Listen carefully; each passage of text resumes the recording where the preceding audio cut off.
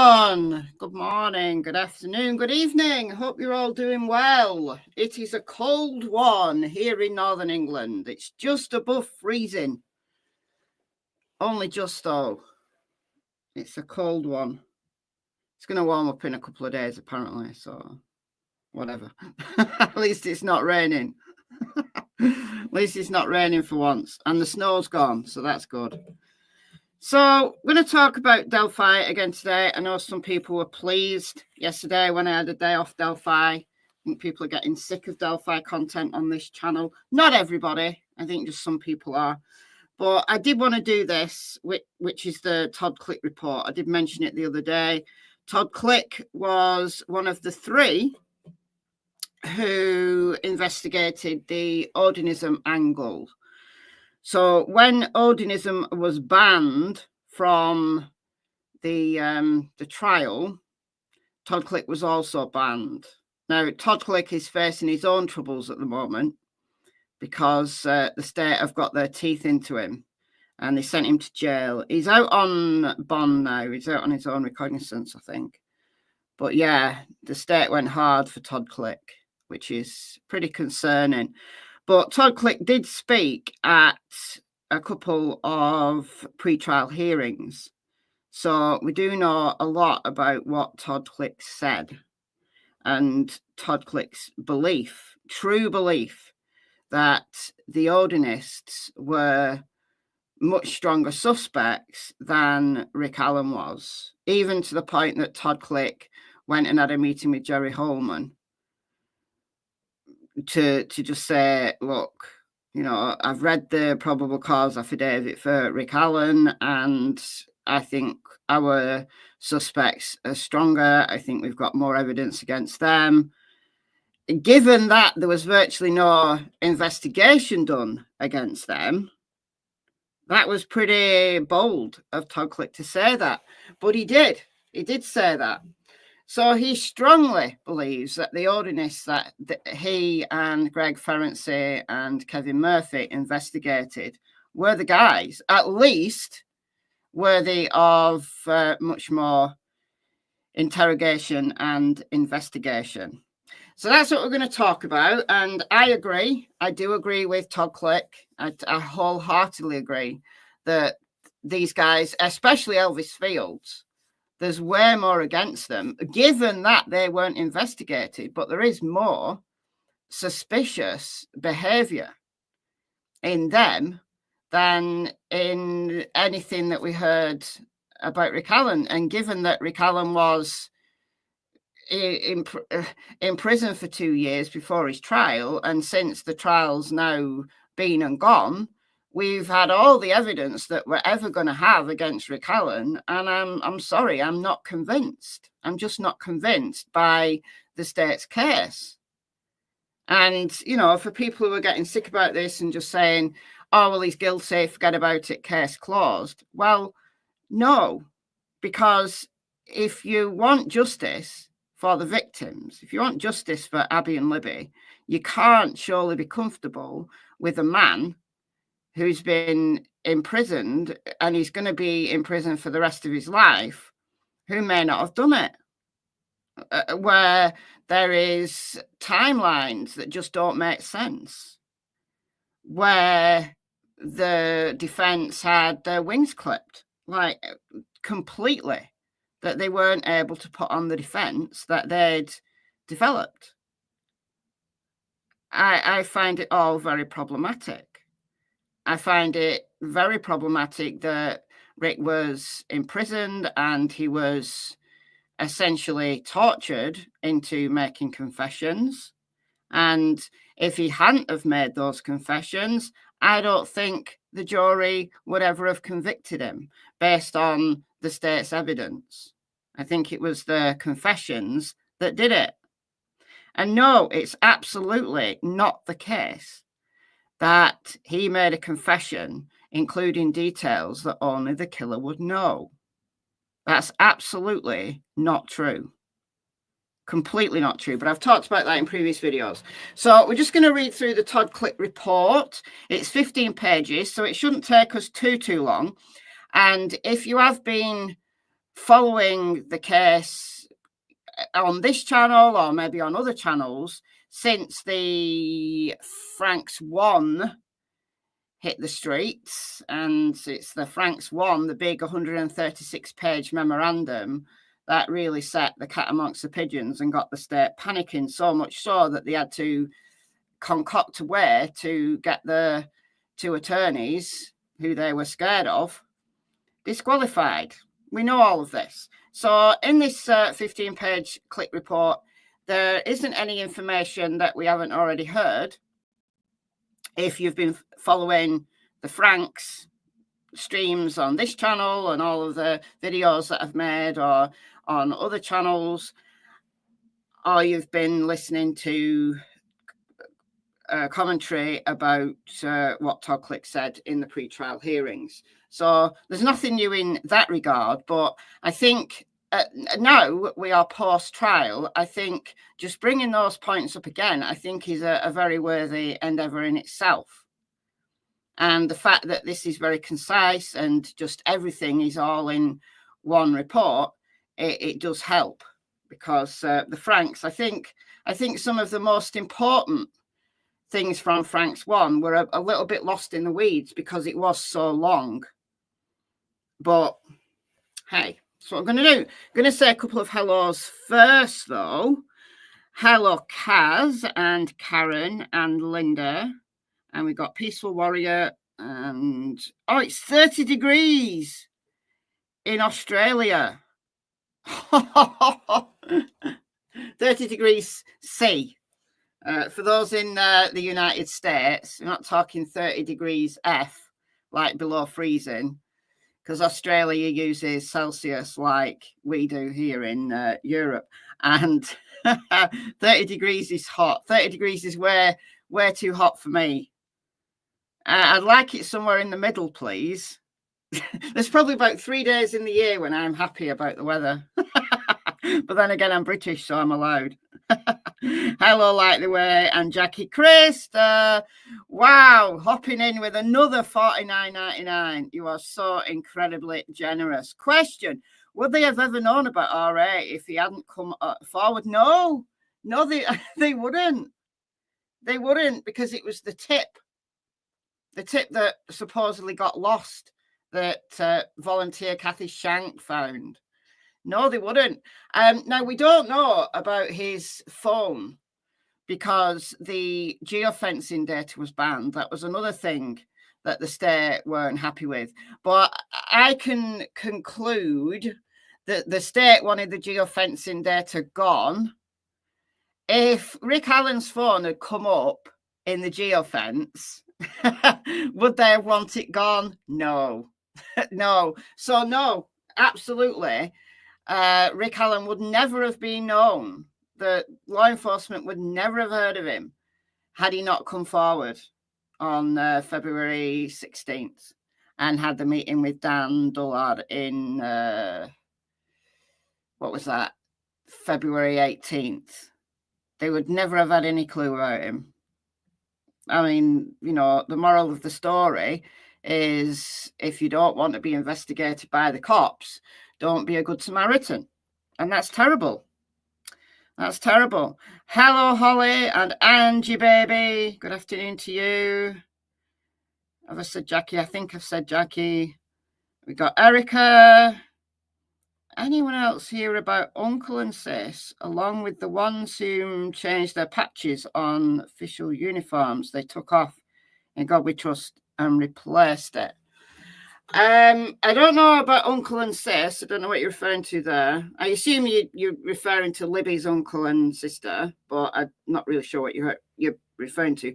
But the guards who had the ordinance and patches on, they had to take them off because the warden, who had been previously happy with people wearing ordinance and patches, once it was publicised by the defence, he made them take them off. But then one of the guards, what's his name, Robinson, had a face tattoo done of Thor's hammer. So he's forced to take his ordinance and patches off his prison uniform So instead, he gets a face tattoo. Wow. Oh dear. Anyway, got another super chat and then we're going to get going. But hello, everybody. And we got Sean hopping in with $3.99. Thank you so much. Thank you. So we're going to get going. Hope everybody is in who's going to get in. If you're late, doesn't matter. You can always do a rewind. And hello to everybody who is on the replay crew. I do have some competition, I think, because Susan Smith, you know, the woman who killed her sons, there's a live hearing happening right now, I think. So I think there'll be some people watching that.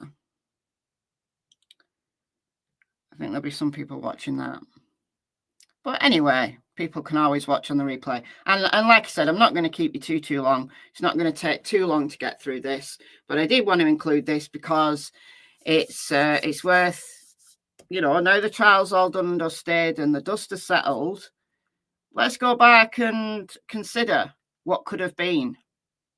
So this is a summary. Todd Click's investigation. It's based on his affidavit, sworn testimony at the hearing on Rick Allen's motion to dismiss, which was held in March of 2024, and the 12-page report written by Indiana State Police Detective Kevin Murphy.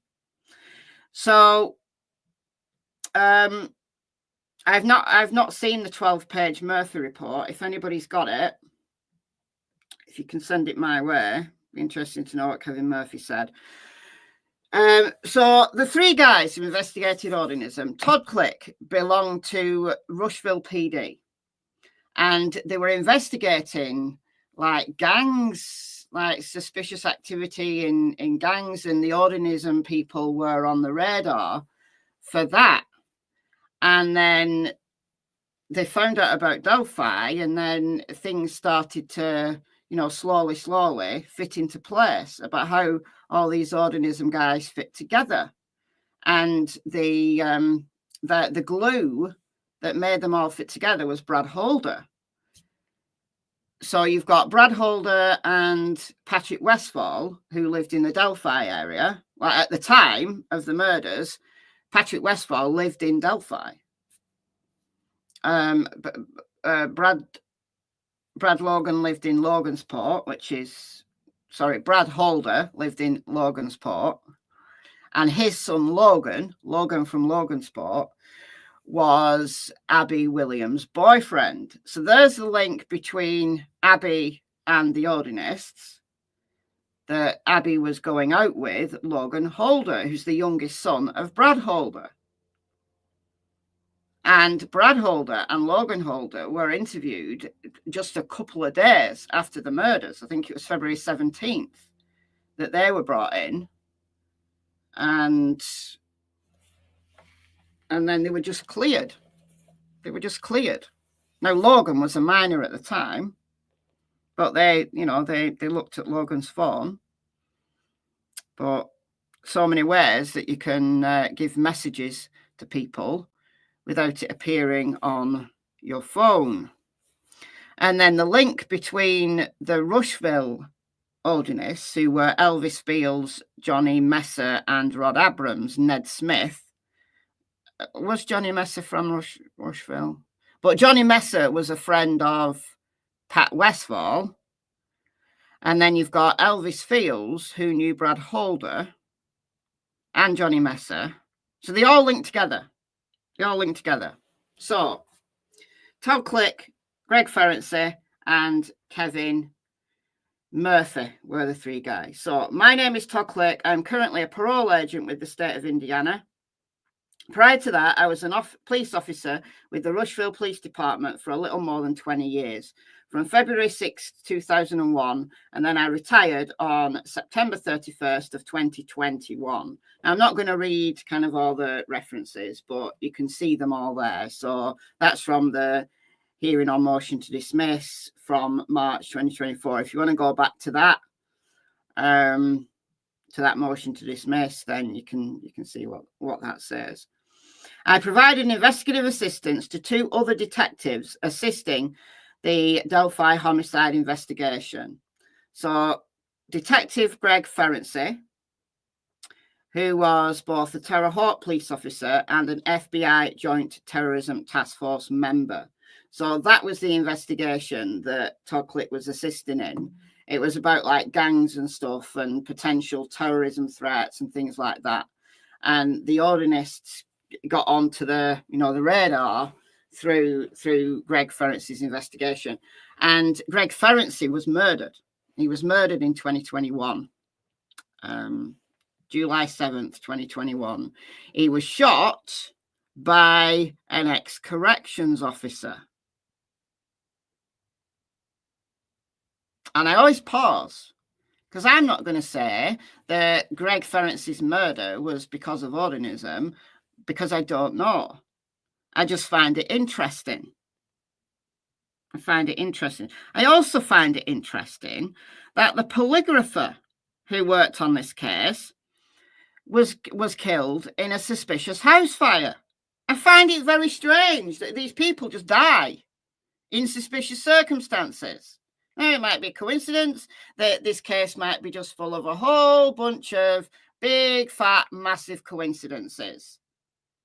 Coincidences do exist. I'm not of the mindset that there's no such thing as a coincidence. Yes, there is. Right, things happen coincidentally. But when you start racking up the coincidences, that's when we've got a problem. Houston, we've got a problem. All right. And Detective Kevin Murphy, he was both a detective for the Indiana State Police and also an FBI Joint Terrorism Task Force member working with Greg Ferenczi. In terms of investigative support, I assisted in conducting interviews and trying to gather evidence for roughly 3 years. I began providing assistance approximately June of 2018, which was when things started to fit into place. So the case was already over a year old before these guys started to, piece things into place. And ceased when Detective Ferenczi was shot and killed in the line of duty on July 7th, 2021. So essentially, Greg Ferenczi's murder ended the Ordinism investigation. Again, coincidence or not? But that ended. Greg Ferenczi's murder ended the investigation into the Ordinists. Why? I don't know. During investigation, we learned that. So this is how this feels. So you guys who are sitting in chat saying Rick Allen confessed. Well, get this. Elvis Fields' confessions were way more convincing than Rick Allen's, because Rick Allen didn't give any details whatsoever that only the killer would know. Elvis Fields did. From day one. The girls hadn't even been found yet, and Elvis Fields confessed. How is that not a problem? All right. During our investigation, we learned that on February 14th, 2017, the girls were found just after midday. A man named Elvis Fields in Rushville, Indiana, which is about 100 miles away. Is it something like that from Indiana? So it's not on the from Delphi. It's not on the doorstep. Was rambling, hyper, and borderline incoherent. He was talking about having a brother and was part of a gang now. And he said all this to his sister Mary. Elvis told his sister Mary Jacobs that he'd been on a bridge with 2 girls that were killed. Elvis told her that someone named Abigail was a troublemaker, so he gave her horns. He said this on February 14th. How would he know that a girl was killed after being on a bridge and that at her crime scene there would be sticks on her head which some could look at and see horns? How would he know her name was Abigail? I mean, all right, he might have seen some news about 2 girls being missing. Okay. But this is Rushville. This is not Delphi, Indiana. This is 100 or whatever miles away. So it's not like everybody in the town would be talking about it.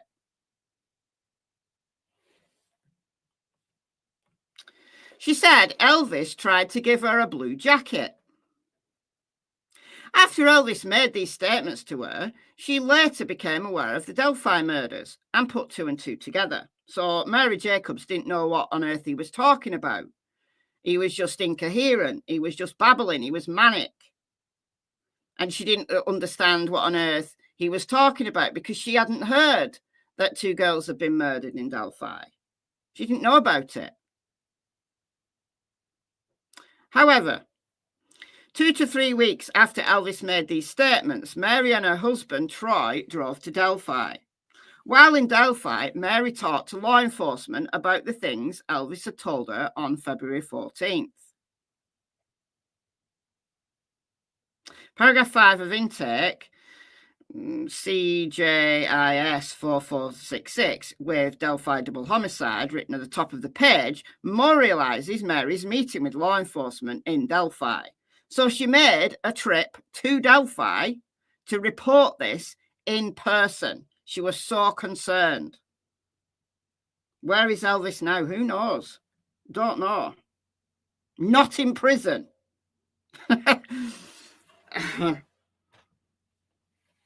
While in Delphi, Mary talked to law enforcement about the things Elvis had told her on February 14th. And I'm guessing that, the date stuck in her head because she later hears about these 2 girls and she thinks back and she works out what day it would have been and she's like, shit. So she goes in person to Delphi to report this. This is her brother.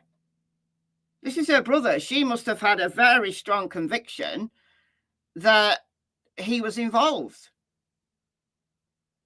Where is Click now?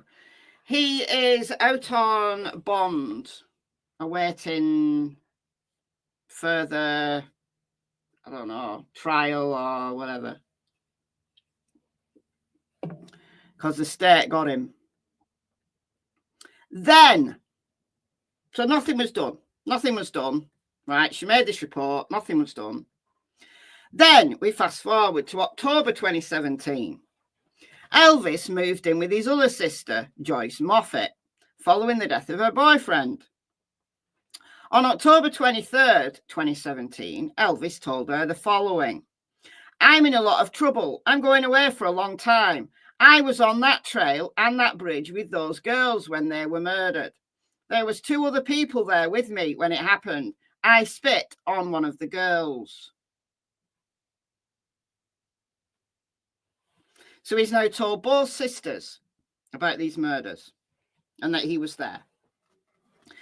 Investigative thread 12253 details the circumstances surrounding how Misty Moore became involved.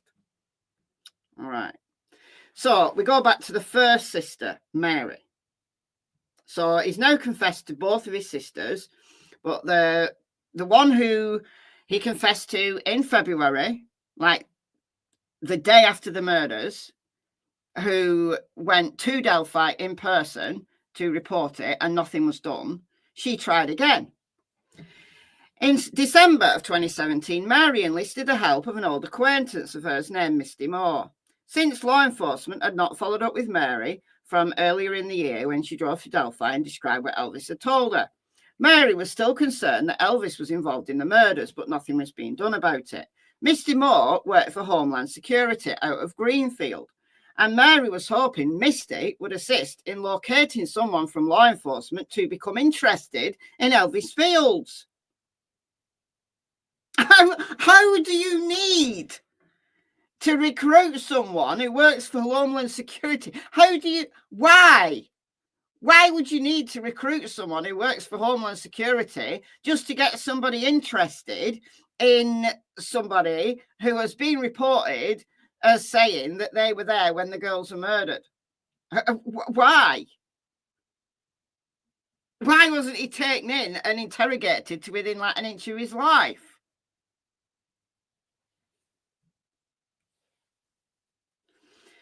Mary talked to Misty Moore, who then passed this information on to the proper law enforcement channels.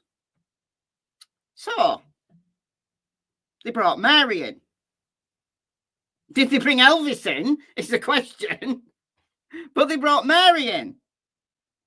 Mary was brought in to be interviewed by January of 2018. On February 1st, 2018, State Police gave Mary Jacobs a polygraph to determine whether Mary was being truthful about what Elvis had told her. So instead of interrogating Elvis, they think Mary's lying. So they give her a polygraph. Which, by the way, she passed. On page 3 of Mary's pre-examination interview, polygraph examiner Stephanie Thompson recorded that Mary Jacobs stated the following. So it's Stephanie Thompson who died in a suspicious house fire. Her and her teenage daughter both died in a suspicious house fire. Thank you, Love Songs. So Love Songs Death Dance. That's a cool name. Thank you for gifting the membership. And Rachel, you are the lucky recipient. You are the lucky winner. Thank you so much. And welcome, Rachel. You get a month's free membership, courtesy of Love Songs Death Dance. All right. Okay. So Stephanie Thompson Stephanie Thompson recorded that Mary Jacobs stated the following. Elvis told her Abigail is a little troublemaker and that he placed leaves on her and used sticks to give her horns. Mary passed the polygraph. So, not that I hold a great deal of stock in polygraphs, but if you agree, well, first of all, if the state wants to give you a polygraph, they think you're lying, don't they? They think you're lying. If they say, all right, are you willing to take a polygraph? They think you're lying.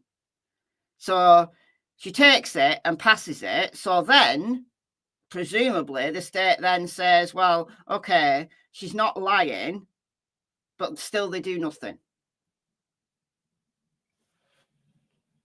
Not quite yet, anyway. But they do bring Elvis in. They do eventually bring Elvis in.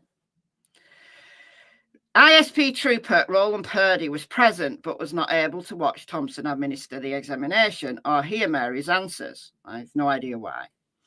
Based upon what Mary Jacobs told law enforcement in January 2018 and based upon her passing a polygraph in February 2018, law enforcement eventually interviewed Elvis on February 27th of 2018. So we're now over a year since the girls were killed. They finally bring Elvis in, who confessed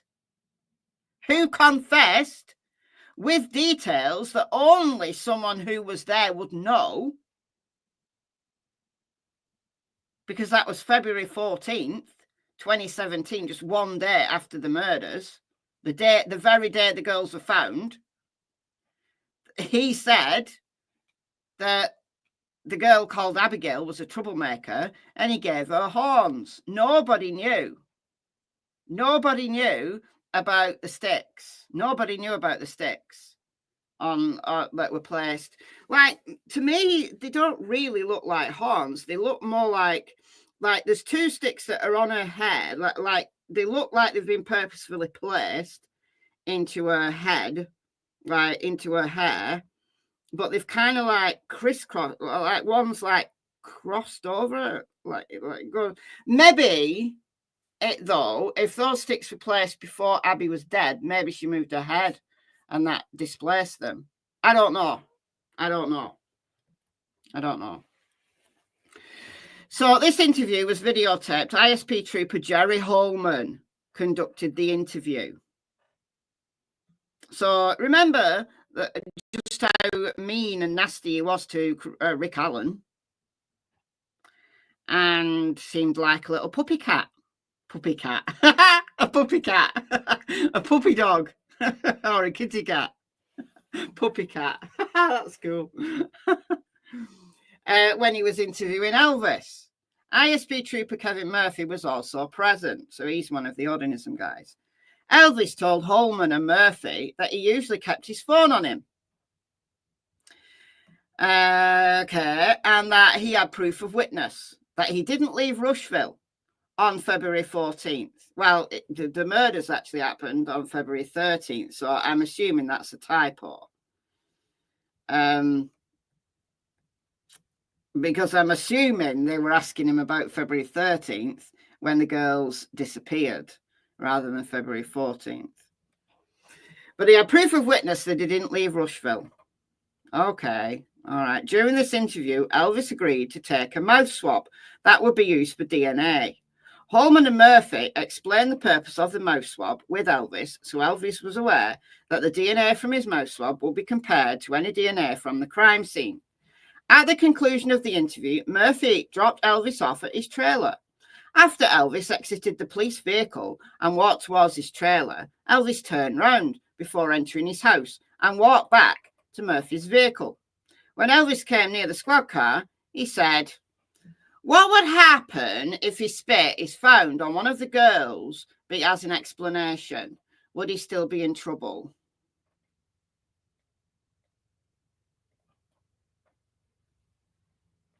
Well, we know now that there was lots of unknown male DNA found at the crime scene.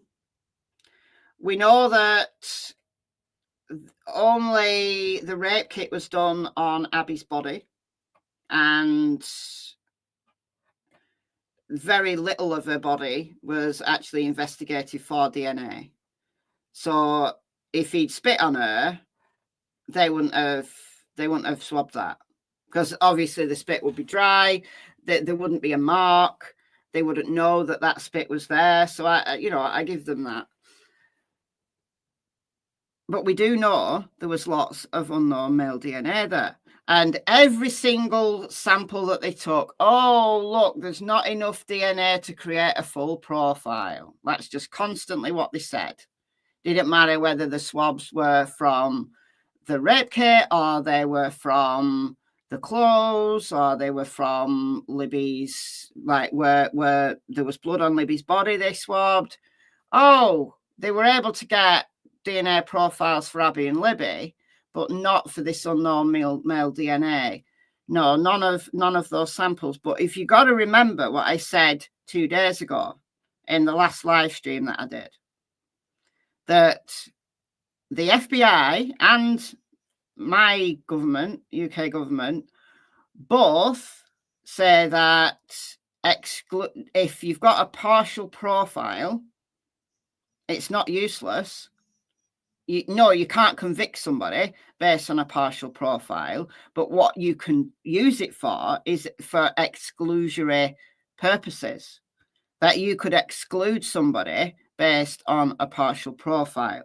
So my question is, was Elvis's DNA ever compared to the partial profiles that they got from the crime scene? I'm going to give it a guess, and I'm going to say no, but who knows? Who knows?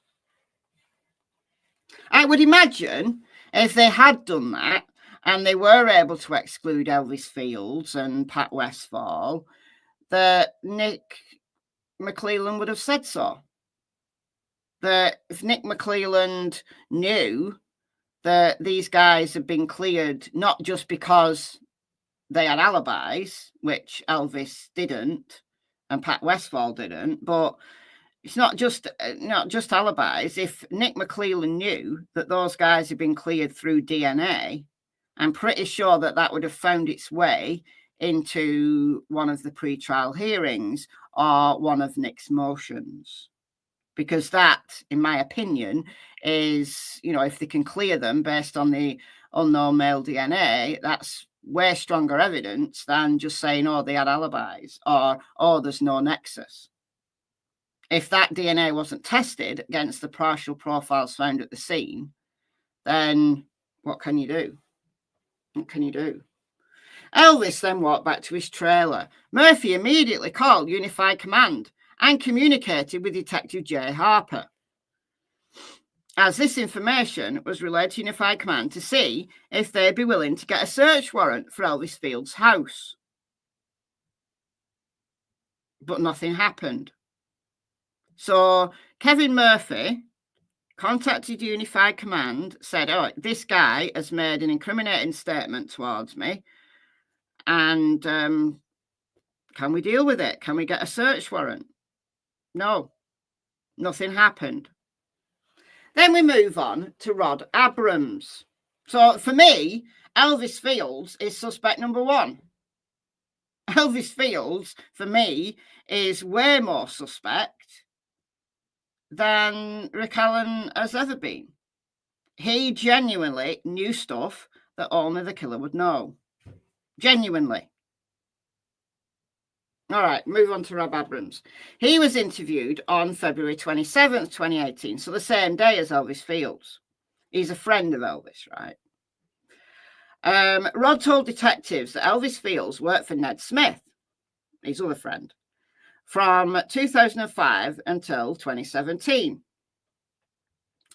When detectives asked Rod if they could look at his phone to see any text between him and Elvis, Rod refuses, claiming Elvis no longer had his phone number after Rod changed phones.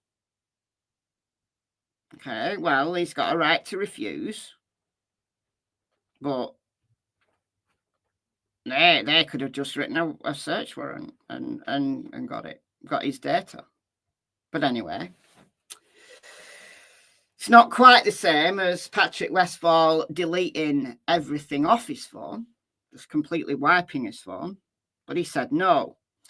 When Rod is asked if Ned Smith and Elvis Fields will also say they were in Muncie visiting a sick friend. So Rod had said, oh, I was in Muncie at the hospital visiting a sick friend. So when they asked Rod, they said, if we ask Elvis and Ned, were they in Muncie? You know, will they also say they were in Muncie? He doesn't answer, but after a long pause, tells a long, rambling story about how Ned doesn't always remember things. Thank you, Light the Way, for the £10. That's very kind. So Rod is evasive, won't let them have a look at his text messages between him and Elvis. He's evasive as to, well, would Ned... basically, they're asking, would you have an alibi? Would you be able to provide an alibi for Ned and Elvis? That's essentially what they're saying, isn't it? Like, were Ned and Elvis with you on February 13th, 2017? But instead of actually answering the question, yes or no, it says that Ned doesn't always remember things. Well, that's not what the question was. The question was, were Ned and Elvis with you in Muncie visiting the sick friend on February 13th, 2017? So he's basically saying, oh, well, Ned wouldn't remember. Even if he was, he wouldn't remember. What about Elvis? Well, Rod then tries to drop Elvis in it, which is bizarre, because he won't let them look at his phone, but then he starts to talk about Elvis. So he's going to try and drop Elvis in it whilst keeping himself out of it. Rod tells detectives that Elvis was communicating with a 12-year-old girl on the internet and discussing inappropriate things. Now, this is obviously only according to Rod, who himself is shady. Elvis used Facebook to communicate with young girls, aged 13, 14, and 15.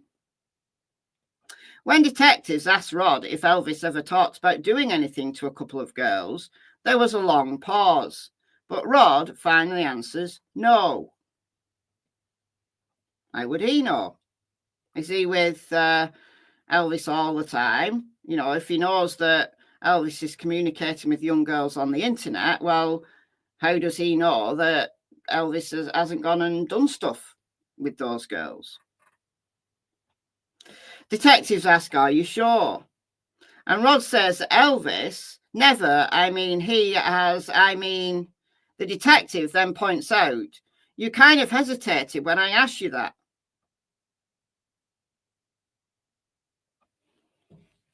So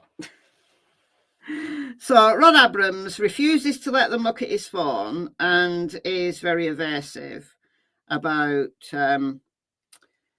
basically everything, but tells them that Elvis communicates with young girls in an inappropriate manner on the internet. So then, on June 20th, 2018, Detectives Ferenczi and Murphy came to Rushville to conduct a second interview with Elvis Fields. So they're still going for Elvis Fields. They asked to use our interview room at Rushville. They asked me if I would be willing to operate the equipment for them. So this is where Todd Click comes into the picture. So this is where Todd Click starts to work with them. So Detectives Ferenczi and Murphy are already on to Elvis. They've already been dealing with him and Rod. Now Todd Click comes involved. They asked me if I'd be willing to operate the equipment for them. They asked me if I was familiar with Elvis Fields, to which Elvis Ferenczi, Detectives Ferenczi and Murphy asked me if I would watch the interview and give my hometown opinion. I had contact with Elvis Fields on numerous occasions. He's not a very smart individual, but he's not been diagnosed with any type of intellectual disability that I'm aware of. So some people say that he's only got like the mind of a 7-year-old child, but he's not been diagnosed with anything. So I don't know whether he's just not smart or what. Elvis told Ferenczi and Murphy that he remembered being at home in Rushville on February 13th, 2017. So he was at home. He was at home all day. The spit comment from Elvis to Murphy back in February 27th, 2018 was not recorded, but when confronted about it during this interview, Elvis admitted to Ferenczi and Murphy that he somewhat remembered making that comment. So they got him on tape. They got him on tape saying that he somewhat remembers saying that. He unequivocally, however, denies knowing Johnny Messer, who's another ordinist.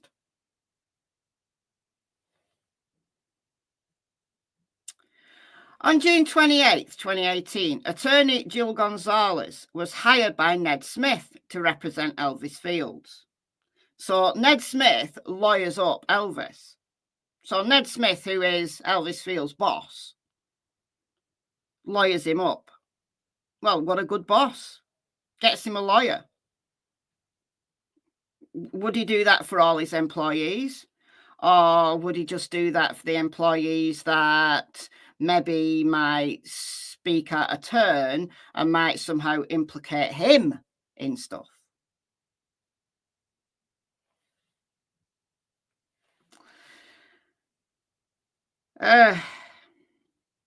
So this attorney contacted ISP Trooper Jay Harper and informed Harper that Elvis would not be taking a polygraph pursuant to her advice. Harper told the attorney that if Elvis refused to take the polygraph, that Elvis could not be excluded as a witness and would always possibly be under consideration as a person of interest. Harper ended his report by indicating that no further something at this time will be conducted regarding Elvis Fields. So because Elvis Fields lawyered up, they're not going to take it any further at this time. Does Elvis drive? I don't know.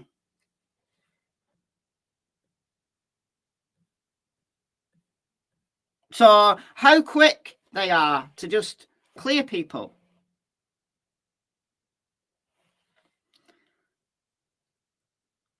On February 13th, 2017, phone records apparently show that Elvis's phone stayed in the same place in Rushville from approximately 10:30 a.m.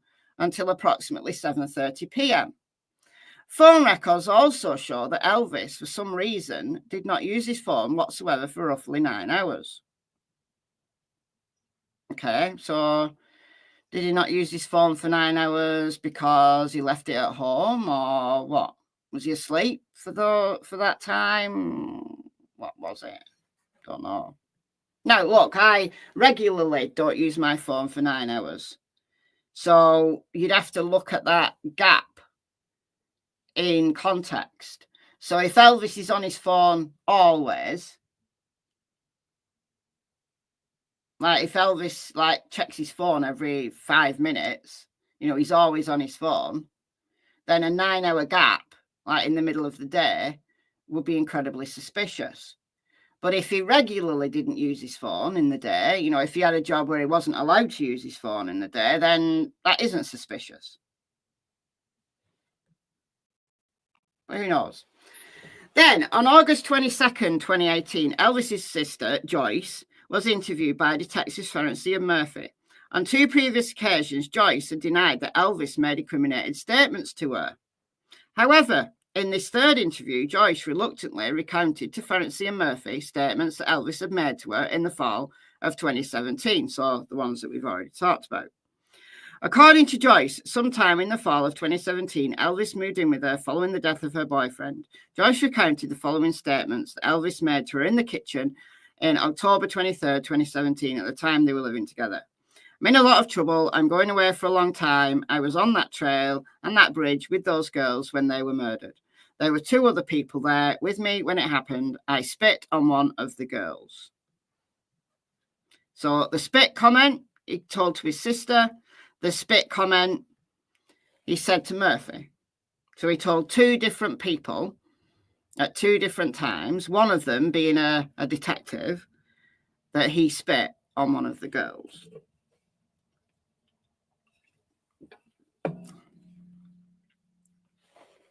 I was told by Detectives Ferenczi and Murphy that they were going to try to contact Unified Command again to obtain a search warrant for the residence of Elvis Fields. We ultimately never heard anything from Unified Command, and Detectives Ferenczi and Murphy were unable to give me an answer as to whether or not we were ever going to get authorization to get a search warrant. They did no investigation whatsoever. None. However, throughout this time frame, we continued to conduct several other interviews and were able to connect Elvis Fields to a gentleman by the name of Josh Chrisman. Josh Chrisman, whose name's not familiar to me, I have to say, was originally part of a group called the American Guard. There was a Make America Great Again rally that was held in Indianapolis in approximately 2016, where the American Guard and Vinlanders joined ranks, and after that rally held a house party at a gentleman's house by the name of Mickey McGinley, who was also a Vinlander. McGinley was also friends with a gentleman by the name of Brian James, who was the head of the American Guard. Okay. Josh Chrisman was a semi-truck driver that conducted deliveries for a company called Flynn Livestock that would transport hogs to different facilities, including Weishman's pig farm in Delphi and the Tyson plant in Logansport. Oh, guess who lived in Delphi at the time? Pat Westphal. Guess who lived in Logansport at the time? Brad Holder. But I'm sure all of these are just coincidences. We learned that Elvis worked under the table at Flynn Livestock, and he would get paid by the drivers to load and unload the semis, and he would periodically ride with the drivers to make the deliveries. So Elvis is working for Flynn Livestock, who delivers to the pig farm in Delphi and the Tyson plant in Logansport. So Elvis living 100 miles away in Rushville doesn't mean to say he doesn't have connections to Delphi. He does. In addition to our interviews, we looked at social media and found some pictures on Elvis Fields' Facebook page and Brad Holder's Facebook page that were very similar in nature. There were pictures of sticks that were placed in different arrangements and a picture of a folding pocket knife that each had. They also each had similar pictures of trees. The similarities were very odd, and we believe this was another connection between Holder and Elvis. Now, Holder arguably is like the cleverer one than Elvis, and the one that's kind of most in with he's like in with the ordinance at the time he was. Like he's a friend of Pat Westfall, he's a friend of Johnny Messer, like they go together to places. They do bloats, which are like rituals at Pat Westfall's house. Like there's pictures that Brad Holder will put on his Facebook of being at Westfall's house with other people there doing these rituals. And Elvis is a wannabe. So you've got to think, well, maybe Elvis was trying to get in with the ordinists. So he was basically copying Brad Holder's pictures on his Facebook. So he's basically doing what Brad Holder was doing. Not seen a picture of Elvis? All right, then. Oh. I've got loads. Well, by loads, I've got a couple. I've got to find them, though. Here we go.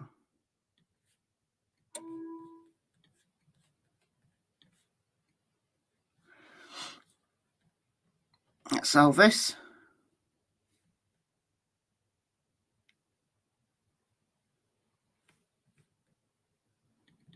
Oh, I think I've got another one of Elvis.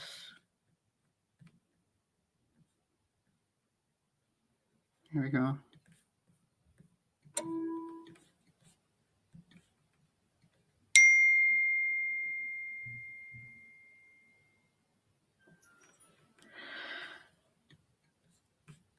I'd be interested in knowing where that location is.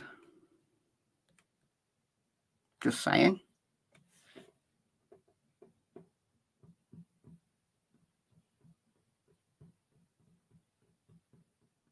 This can't be Betsy's beautiful man, though, surely. No, I don't think so.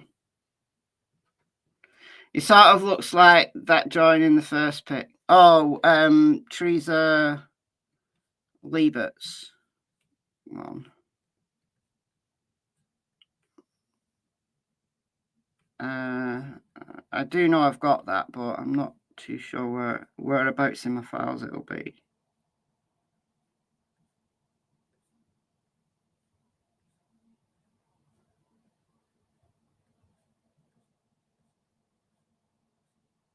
I can't find it. I do have it. I can't see it personally. I mean, maybe, but it's such a vague sketch.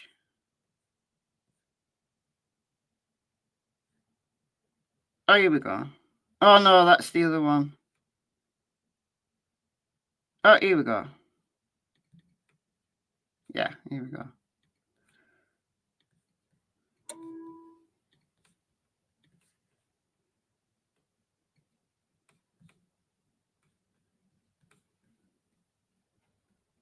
That one. Teresa sketch. See near the bridge. So on the south side of the bridge at approximately 8:30 a.m. That's Teresa's. Teresa Liebert. That was Rayleigh Voorhees' sketch. Seen near the bridge at 1:26. Now, to me, that and that are the same guy. That's Betsy's sketch, seen near the bridge at 2 p.m.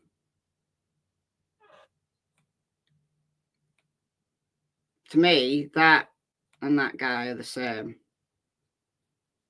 The same eyes. Same nose. Obviously, it's just a sketch, but...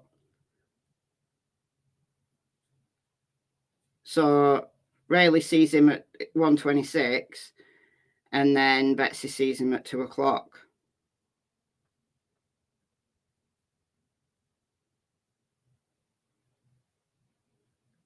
And then we've got Sarah Carbo's sketch of the Muddy and Bloody Man, but... In 2019, they said, no, he's not relevant anymore. He's not relevant. It's him that they're for. Doug Carter said he is the killer of Abby and Libby.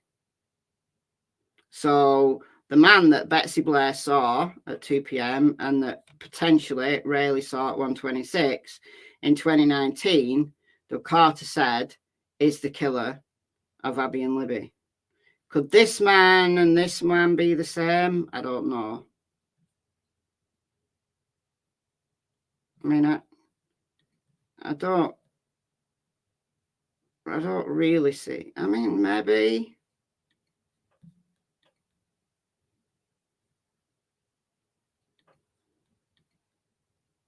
Maybe there's a kind of resemblance.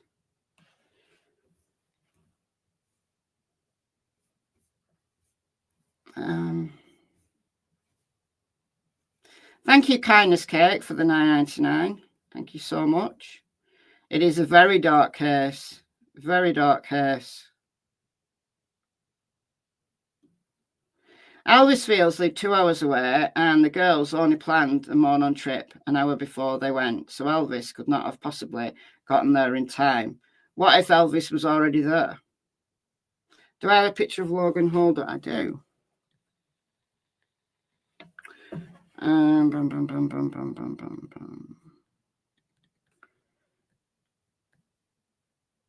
You're making me really go through the deep, dark recesses of my Delphi files here.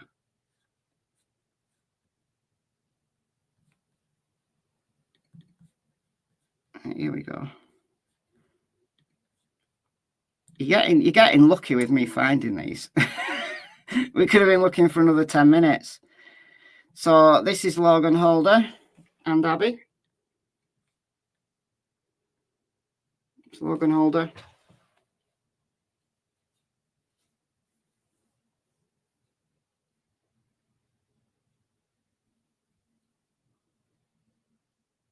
The boy sketched by Liebert looks like Logan Holder, sunken cheeks. Yeah, I think he looks more like Logan Holder than he does Elvis. Looks like Logan's older brother. Levi. Yeah, he does. He does. And how easy would it have been to get Abby to the bridge? And then Libby just kind of went along.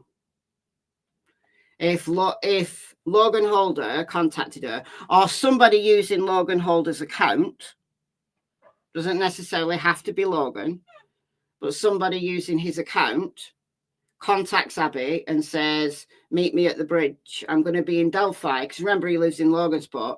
I'm going to be in Delphi this afternoon, so do you want to meet up? And that's why they decide to go to the bridge. How about that? And how about Elvis Fields being in the area already? Who knows? Angela, thank you for the £10. Thank you so much. For the dogs, they are surely grateful. Thank you so much. I'll buy them some treats. Stupid question, don't hate me. Was Abby pregnant? We've never heard anything about either of the girls being pregnant. Now, does it mean that they're not? No, because their autopsies have never been released.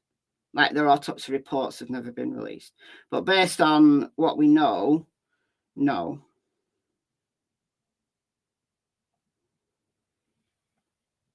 Kid looks a lot like young bridge guy. Yeah, he does.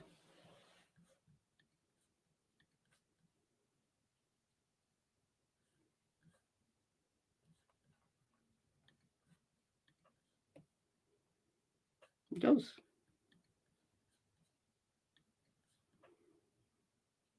Certainly the right age range. Closer to the age range that Betsy Blair said than Richard Allen.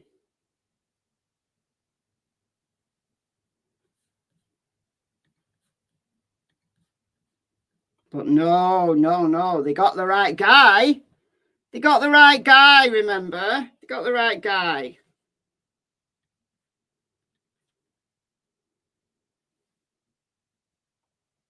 What about Brad? Well, Brad was cleared because Brad was at work that day.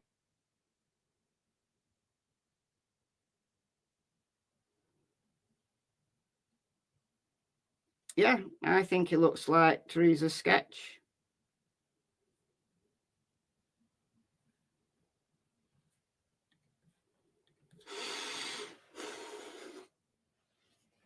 Anyhow, let's move on with this. So on August 29th, 2018, Rod Abrams was interviewed for a second time by detectives Ferenczi and Murphy. When asked where he and Elvis were on February 13th, 2017, Rod said he, Elvis and Ned Smith were in Muncie on that day visiting a sick friend. So in his first interview, he'd said that he was at the hospital in Muncie visiting his sick friend, but he wouldn't answer whether Elvis and Ned were with him, and he said Ned has got a bad memory. So no, he's very specific and says, yes, they were with me. They were with me that day. They were with me that day. In addition to remembering that they were at the hospital in Muncie, Rod also stated that both he and Elvis had their phones with them. So remember, Elvis's phone was at home and had not moved for 9 hours. So between 10:30 and 7:30, Elvis's phone did not move from his house. Now Rod Abrams is saying something different.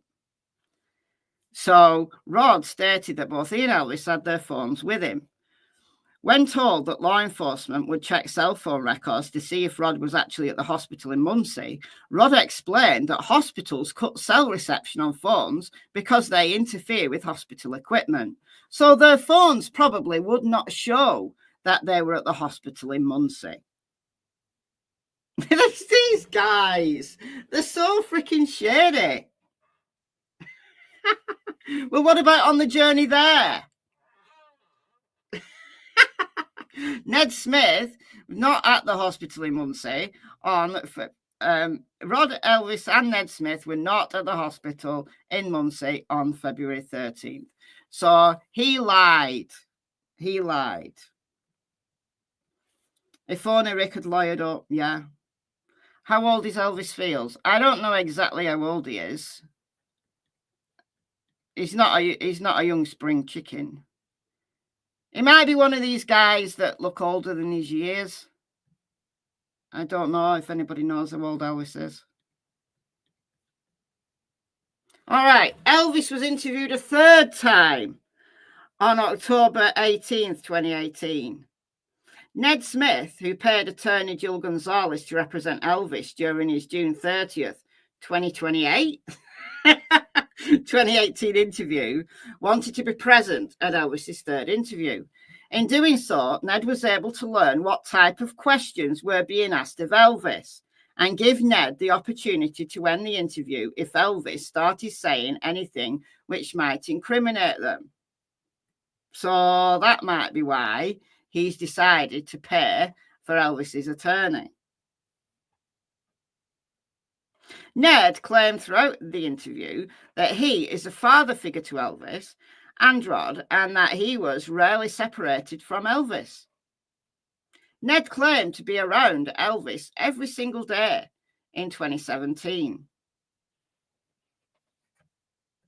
In addition to Elvis Fields, detectives Ferenczi and Murphy were also looking at Brad Holder of Logansport and Patrick Westfall of Delphi. They asked me if I could help them find a connection between Mr. Holder, Mr. Westfall, and Elvis Fields. While reviewing some photographs on Brad Holder's Facebook page, I located a photograph with approximately 5 individuals wearing Vinlander t-shirts. In the photos, I identified Brad Holder and Patrick Westfall, as well as a gentleman standing in between the two of them that I immediately recognized as Johnny Messer, an individual from Rushville. Messer had been arrested numerous times from the Rushville Police Department, so I was very familiar with him. Following the recognition that Messer was hanging around with Brad Holder and Patrick Westfall, and my knowledge derived from previous incidents that Messer's uncle, Billy Messer, used to live with Elvis Fields. So Elvis Fields and Johnny Messer know each other. So Johnny Messer is in with Westfall and Holder, even though none of them speak now. Like, they've all gone their separate ways. And if you hear Patrick Westfall speak, you know, he hates Johnny Messer. He had to take Johnny Messer's patch because he wasn't a worthy Vinlander. He also had to take Brad Holder's patch because Brad Holder wasn't being true to the faith. So he had to take both of their patches somewhat shortly after the murders, by the way. So Elvis Fields is basically a family friend of Johnny Messer. So that's one of the links. I contacted detectives Ferenczi and Murphy specifically to tell them to look at that photo, as the individual standing in between Brad Holder and Patrick Westphal was Messer, as I believe this was significant to connecting Holder and Westphal, Messer and Elvis. On October 23rd, 2018, detectives Ferenczi and Murphy came back to Rushville to conduct an interview with Messer. Messer claimed to have never been to Delphi, although Elvis Fields unequivocally denied knowing Messer in his June 20th, 2018 interview. Messer told me that Elvis lived with his uncle, Billy Messer. So Elvis knows Messer. Well, Messer knows Elvis. Elvis has denied knowing Messer, but Messer knows Elvis. Messer further stated that he would take firewood over to his Uncle Billy's home during the winter, that Elvis was living there. Messer explained Rod Abrams, Ned Smith, and Elvis Fields were all interested in joining the Vinlanders, and that he did not think the Vinlanders would be interested in them, because the Vinlanders are very, they're very particular about who they take on. So what if these wannabes decided to do a sacrifice and decided to go into extremes? What if they were put up to it? Like, basically, if you do this, we'll let you in the Vinlanders. How about that?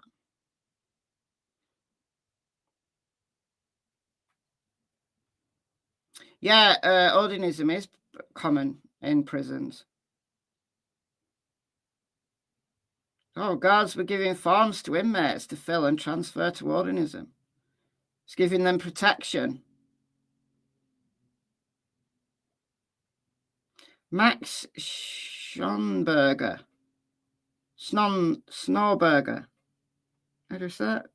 Max Snorberger is someone to check out. He worked with Brad Holder, I believe, and he was good friends with Abby and Libby. Supposed to meet them at the bridge. Max Snorberger. All right, I will do. So maybe it was an initiation. Maybe it was, if you do this really extreme sacrifice, we'll let you in the Vinlanders. Maybe they thought that they'd not truly go through with it, and then they did. I don't know. Just a suggestion. Just an opinion.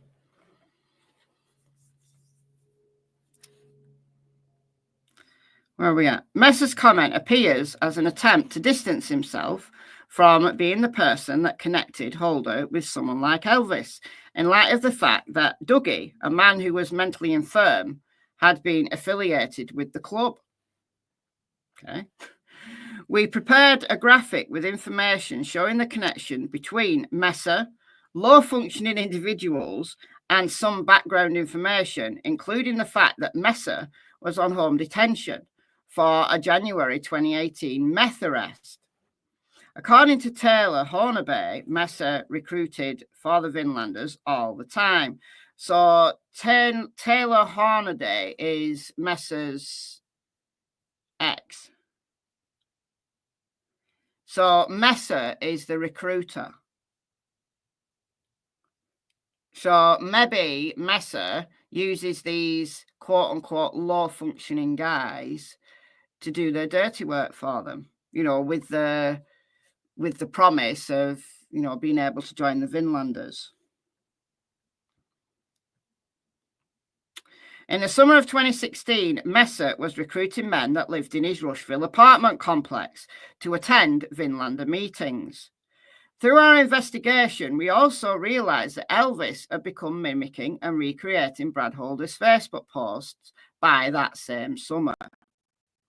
I specifically asked Messer if he had tried to recruit anyone else from the Rushville area to be part of the Vinlanders. He denied that he did. However, individuals we later connected to Messer through our investigation advised that, despite his denial, Messer had tried to recruit them into the Vinlanders.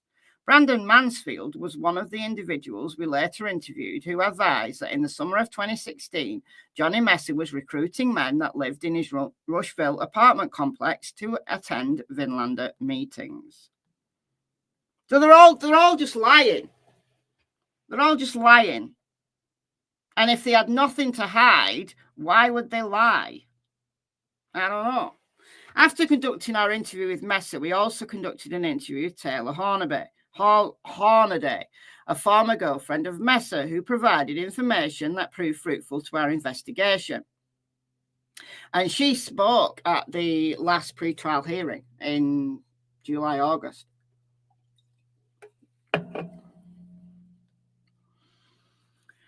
Taylor, who was able to provide photographs of Messer, Patrick Westphal and Brad Holder and several other individuals taken during club meetings or outings that the Vinlander group conducted. We later conducted a series of interviews with those individuals. Taylor told us that Messer and Patrick were like brothers and that Messer tried to recruit others all the time. Taylor confirmed that all Vinlanders were also all Odinists, and that Messer, Holder and Westphal were all members of the Vinlanders. Taylor described how Holder and Westphal took advantage of a mentally infirm man by the name of Dougie, asking him to perform menial tasks for them.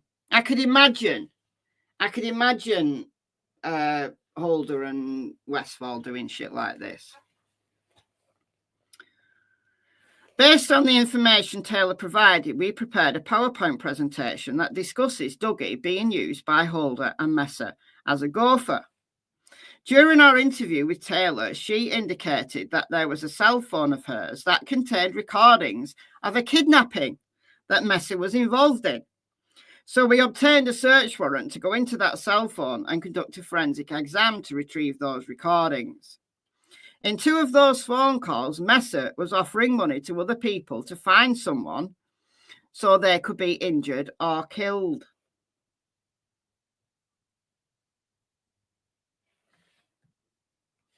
A third call involved Messer bragging about holding a suspect hostage and shooting them at his house. We tried to identify who the victim of that kidnapping was, but we were unsuccessful. Taylor also told us that Holder and Messer were two of the most violent people she knew and was fully capable of being involved in the murders of Abby and Libby.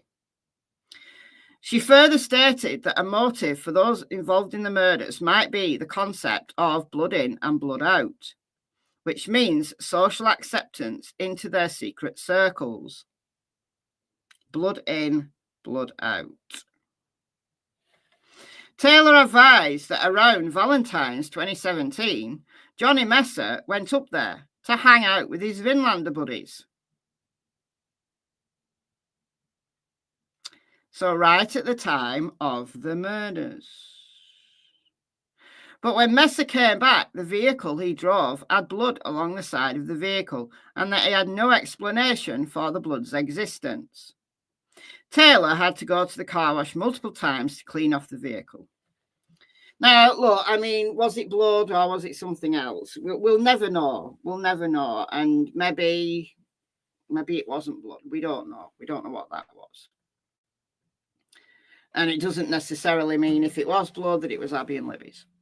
Through our investigation and interviews, we learned Patrick Westphal and Brad Holder had been friends prior to the murders of Abby and Libby. Westphal and Holder were found in a photo together as late as January 21st, 2017. Westphal appeared 10 times in pictures that Holder posted on his Facebook prior to February 13th, 2017. However, after February 13th, 2017, Westphal did not appear in any of Holder's posted photos. It's almost like they all said, let's just go our separate ways and let's just pretend that we've all fallen out.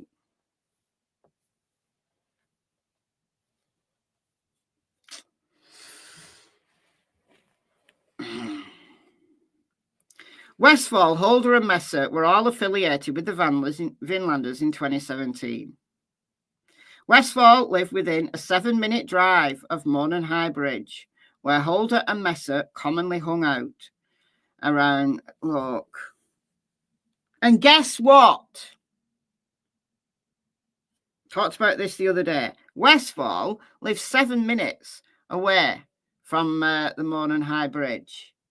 And oh, look, Libby's phone remains stationary for 7 minutes between 2:18 and 2:25. Yeah. 7-minute drive correlates with the 7 minute. Yes. Yes, as I said 2 days ago. Isn't that suspicious?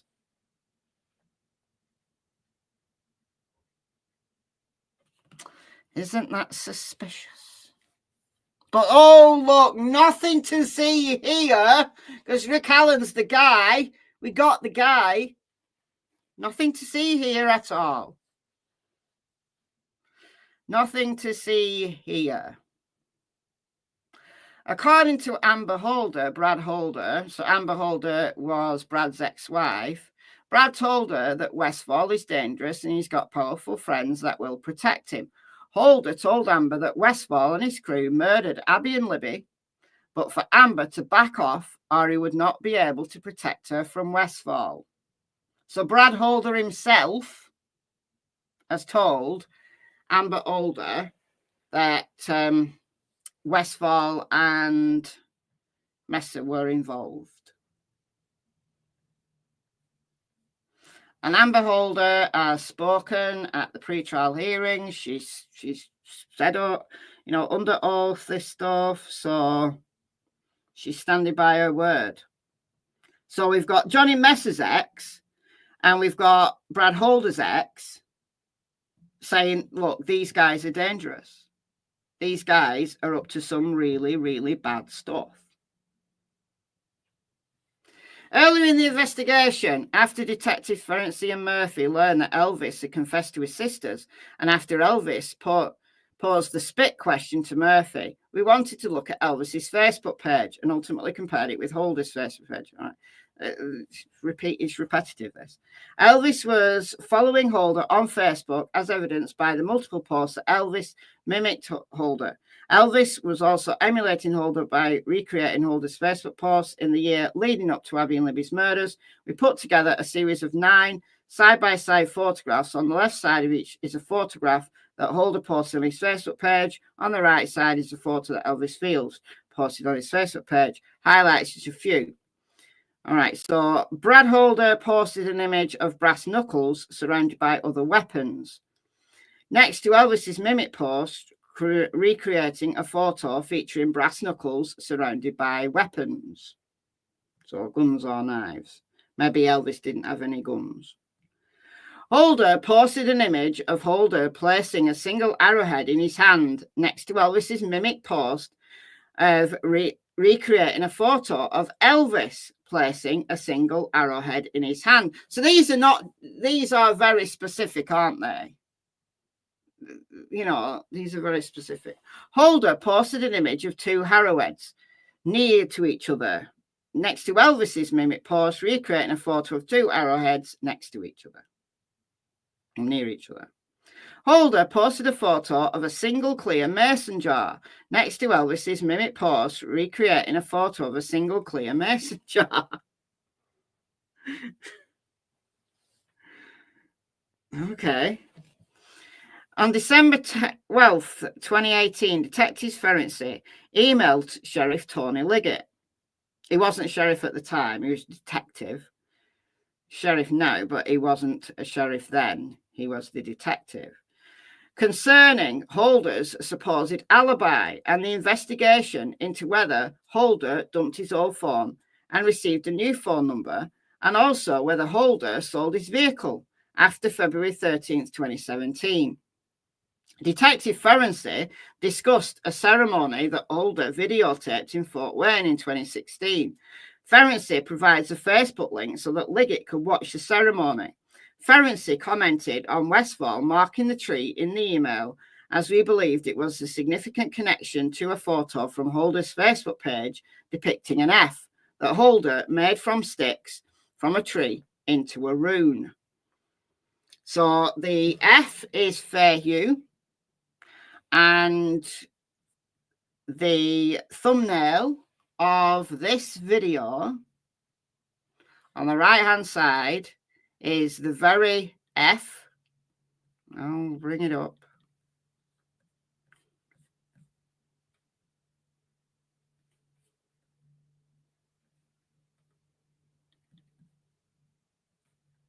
If I can find it. Where's the thumbnail for today?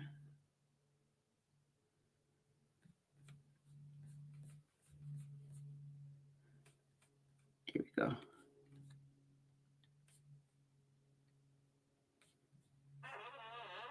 That is the F that Brad Holder had on his Facebook. And that is the F on the F tree that was in Libby's blood. It's fair, you. Dudes. Dudes. Dudes.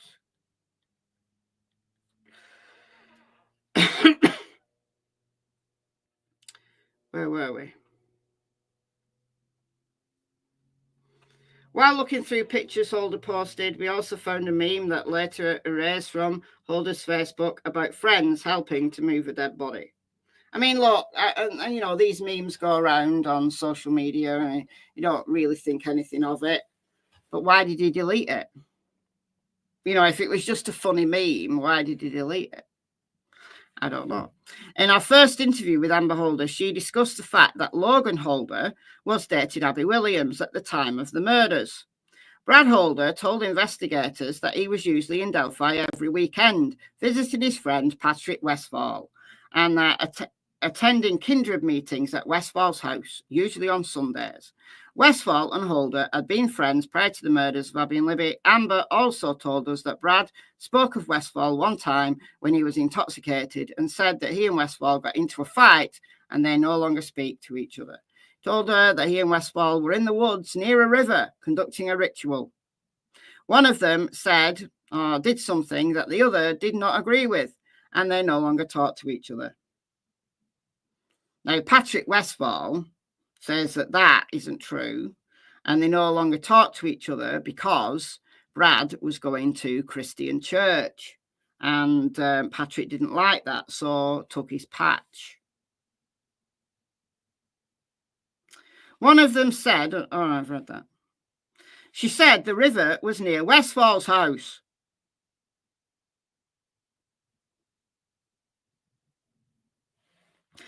When interviewed a second time, Amber discussed another conversation she had with Holder. She'd gone to Holder's house to visit him. While the children were upstairs, she inquired about Westfall, under the ruse that Amber's girlfriend had a date with Holder. I think that must be date with Westfall. Had a date with Westfall. I don't know.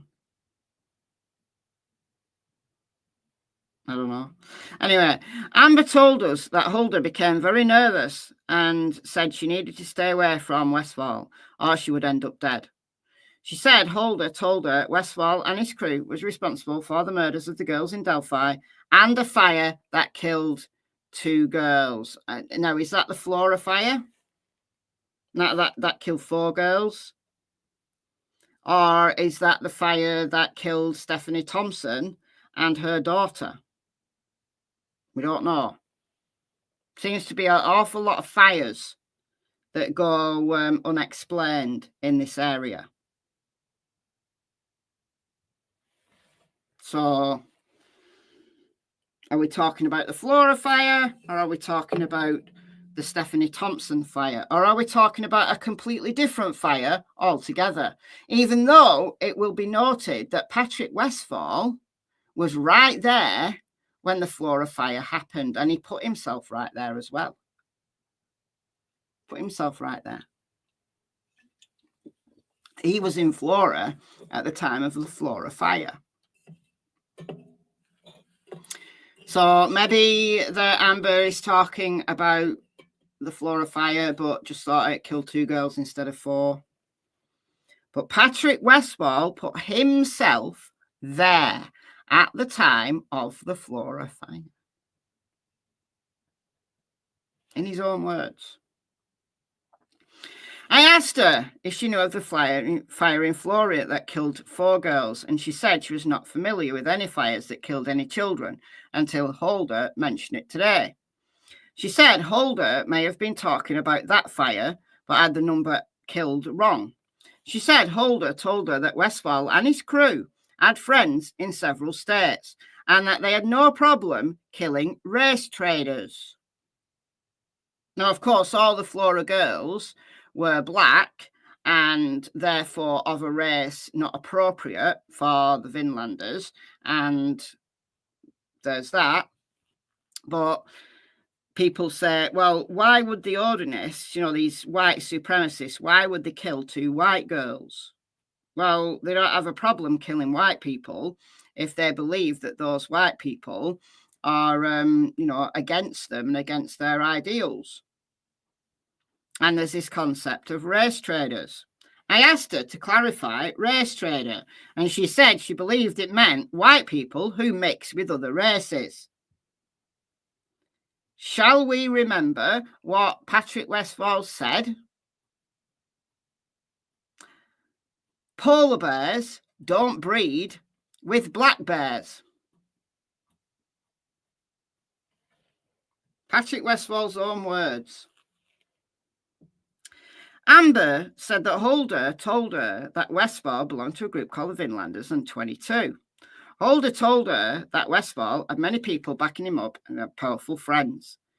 She told us Holder was very nervous while telling her these things and was whispering like he was fearful someone else would hear him. She said that throughout the conversation, Holder was constantly telling her to stay away from Westphal. Holder also told her that Westphal had killed a lot of people, and it didn't matter if they were innocent or not.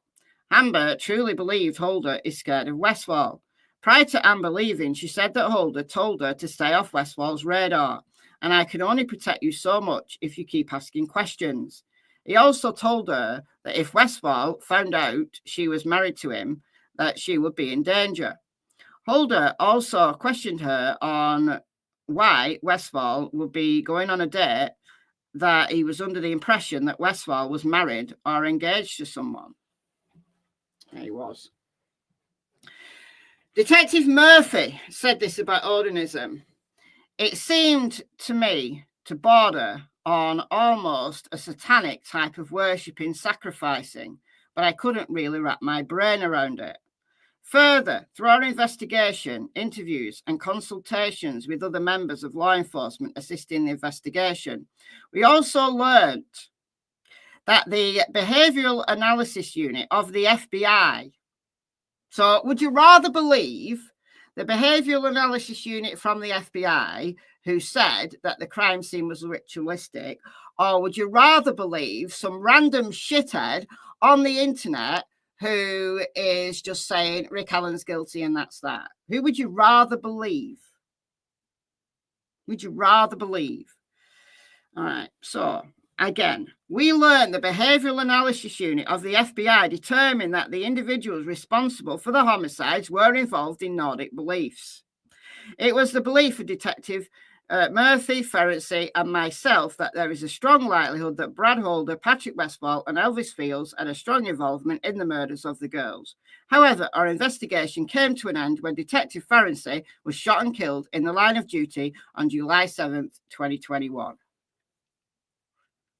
Again, I don't know why that ended the investigation, honestly. I don't know why.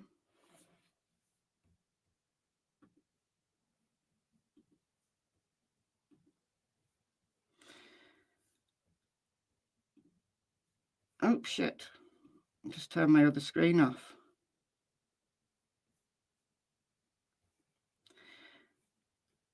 Carol, I can see the message that Ahmad deleted. Look at the views Michelle gets now. Money talks. What? I get way more views if I discuss Chris Watts. Do you know that Chris Watts is a great case? If you just want money, do Chris Watts. Anyhow, After Richard Allen was arrested, I was initially shocked and confused. I read the probable cause affidavit for the arrest, and I felt that the investigative information that Detective Ferenczi, Detective Murphy, and myself had compiled was more compelling than what was contained within the probable cause affidavit for Richard Allen's arrest. I reached out to a friend who is a former prosecutor and practicing defence attorney for the advice on what I should do. We decided that we would draft a letter to Mr. McClelland's office and sent it by certified mail on April 28th of 2023.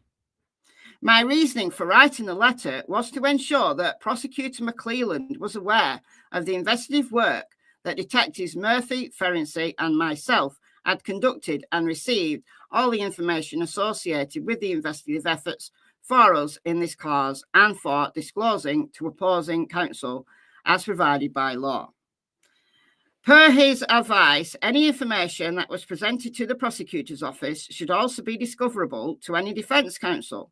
I also provided a brief summary of our investigation into Brad Holder, Patrick Westfall, Elvis Beals, Johnny Messer, Ned Smith, and Rod Abrams. I did not hear from Mr. McClelland. I wonder why. Well, I'll tell you why. It's because McClelland is potentially protecting Brad Holder. And if the cards against Brad Holder fall, well, that's one of McClelland's brothers. And you investigate any of these ordinance and it leads them back to Brad Holder, who has got a quote-unquote brotherhood protector, just in my opinion, allegedly, even though I've got the photos. I did not hear from Mr. McClelland or his office until mid-August of 2023, when I was contacted by Mr. Mullin to set up a meeting with me and Detective Holman.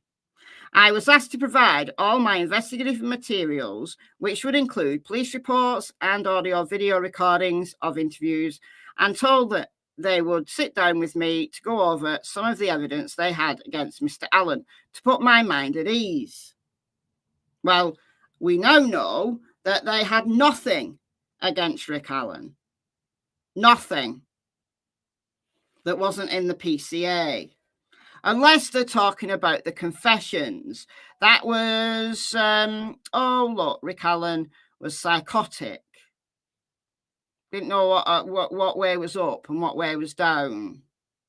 And those confessions were just really vague, like, I did it. I murdered Abby and Libby. And the detailed confession, including the stuff that only the killer would know. Guess what? Social media knew about it since 2017. What else is Nick hiding? Probably a lot.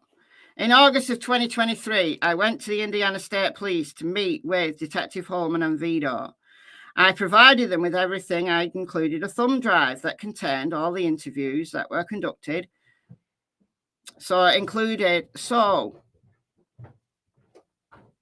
Todd Click provided them with all of the interviews that have been conducted on these Vinlanders. Well, yeah, good job, because they lost a load of stuff, didn't they? Providing them with everything I'd included, including a thumb drive, all interviews that were conducted, some cell phone extraction data, my audio and video interviews, and I sat down with Detective Vidor for approximately 1 hour to give a brief summary of the investigative work that Detectives Ferenczi, Murphy, and myself had completed. They seemed uninterested in our investigative efforts. After this meeting with Detective Vidor and Holman, I left the state police. As I was walking out, I noticed Brad Holder sitting in the front lobby. Sitting in the front lobby of the Indiana State Police. There's Brad Holder. How come Brad Holder's there? He doesn't work for the Indiana State Police. What's he sitting there for? Following the meeting, I was never contacted by Unified Command. However, I contacted Detective Holman shortly after the Franks memorandum was released because I was contacted by a friend of mine that stated a female by the name of Alicia Cole, who shared a child with Johnny Messer, had a cell phone of Messer's that she believed I might be interested in. During our investigation, we searched for several cell phones belonging to Messer, and he would have been using during the time that Abby and Libby were killed. We referred that cell phone as the Goldilocks cell phone, as we believe there might be information contained on that cell phone of significance to the investigation. I contacted Detective Holman to explain the significance that we felt the cell phone provided. Detective Holman said that he would make arrangements to obtain the cell phone. I contacted Alicia Cole and told her that a Detective Holman from the State Police would be contacting her to retrieve the cell phone. After approximately 2 weeks, I contacted Alicia to make sure the cell phone had been recovered by the State Police, but it wasn't. At that time, I contacted Brian Alvey, an investigator for Brad Rosie, to advise him of the cell phone, at which point he went and retrieved it from Alicia Cole. And that's it. So we don't know what's on that cell phone, if anything. For you guys who believe that Rick Allen is the guy, what have you got to say to all of this? What have you got to say? Word is Holder is a CI. Yeah, he might be. I mean, he might be, and that might be why he's protected. I don't know. I genuinely don't know. Or it could well be that because he's one of Nick McClelland's brothers, you know, they share a Masonic lodge, and maybe that's got something to do with it. What do you got to say? You guys who think Rick Allen's guilty. I mean, how can you deny? How on earth can you deny that these guys aren't more dodgy, aren't more just suspect than Rick Allen ever was? How? Brad Holder is a police informant. Look, if he's a police informant, he's not doing a very good job, is he? Because if he's a police informant, why did he not inform them of the murders of Abby and Libby? Why did he not inform them of who did it? I think he may well be a confidential informant. However, I think there's more to it. I think there's more to it.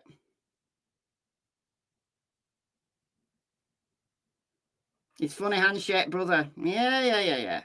Of Tipton Lodge in Logansport. Yeah, that's where they go. Nick McClelland got his Master Mason degree from there. Guess who's a senior steward there? Oh, it's Brad Holder. I don't know, guys. Somebody's being protected. Somebody is. Because there's no way in the world that the evidence that Rick Allen was convicted on is stronger than that. The jury in Rick Allen's case was fed a whole bunch of BS. If I had been a member of that jury, I would be absolutely furious. But there's nothing they can do about it now. There's nothing they can do about it. So it's down to the appeals court to see what they can do about Rick Allen, because there's no way in the world that these guys are going to get investigated. There's no way that these guys are going to get investigated, that somebody's protecting them. There's no other logical rationale as to why Holman and his cronies weren't interested in people like Westfall and Elvis particularly. I mean, they were so shady. Like Ned, Elvis, and Rod just like protected each other just really badly. They didn't even get the story straight. The Good Old Boys Club. Yeah, Rick wasn't in it. Absolutely. Totally. Rick wasn't in it, so he was expendable.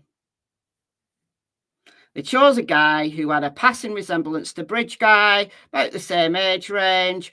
And, oh, look, he was on the trails that day. Oh, look, he said he was wearing a blue coat and jeans. Well, never wear a blue coat and jeans when you go for a walk. All right. Oh, look, he told us he was there. We'll get him in. We'll do a little bit of read technique on him and we'll get him to crack. But he didn't crack. So they had to arrest him, put him in a maximum security facility and literally send him insane before they could get him to crack. And when they did, he said nothing, zero, zilch, that only the killer would know. And Brad Webber, the neighbour, also lied.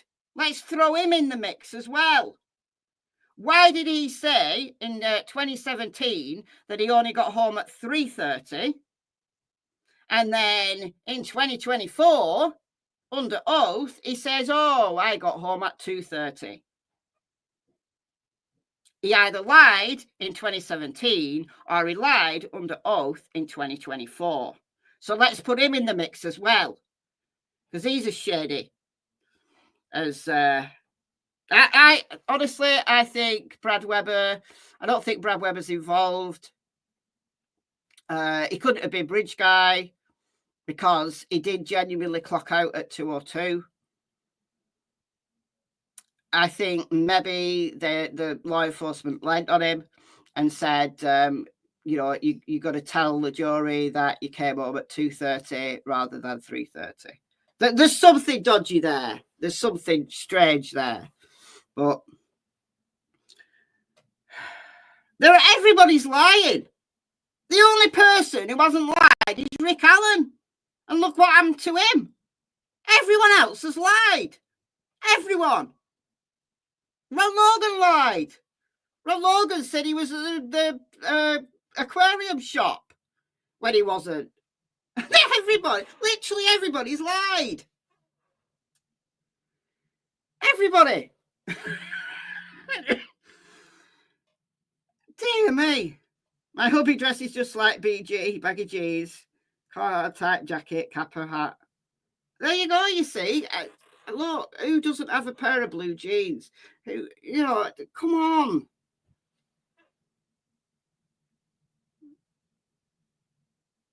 Did he clock out at that time? Yeah, 2:02.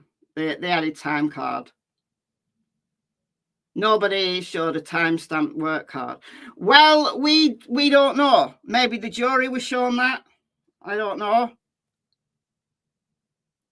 Look, if it comes out that he didn't clock out at 2:02, then I've got another big problem with him. I've got an even bigger problem with him than I have now. It's just, I don't know how you guys who think that Rick Allen's guilty, you've not been listening. You have not been listening to all of the information that has come out over the last 14 months. You haven't listened. You've just been stuck in a rut. You refuse to budge. You've been stuck in a rut. And you need to just open your mind a little bit. Because I used to think they got the guy. You know, when the PCA came out, I thought, well, they're going to have more information than they've got in the PCA, and they'll find stuff in his house, and they'll find stuff here, and they'll find stuff there. But no. When I started to really look into it and I started to dig, I wasn't wedded to Rick Allen being the guy, because I'm never wedded to any one theory. Never. Doesn't matter to me who the guy is. I don't live there.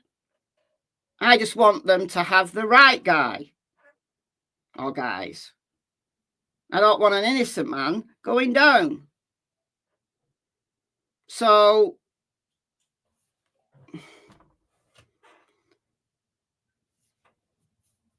when I find information that is more compelling than the theory that I'm currently endorsing, what do? I drop the theory that I'm currently endorsing. And I go with the more compelling set of information. And as more and more's come out, the links between these Vinlanders and the murders has become more and more and more suspicious. Webber didn't get home until 3:30. Yeah, that's what he told the FBI. That's what he told the FBI in February of 2017. But guess what? The guy who interviewed Brad Webber in 2017 wanted to testify. But he works in Texas now. And because it was election time and because he's got some health issues, he asked if he could give his testimony by video conference. But guess what? Judge Francis Gull said no. Why can't a witness give testimony via video conference like this day and age? What, like, why? Like, regularly courts are doing hearings and testimony and trials, you know, by video conference. Like, maybe not whole trials, but witnesses. There's no reason at all why that witness could not have given his testimony via video link. No reason why. But no. No. And arguably the shadiest of them all is the judge.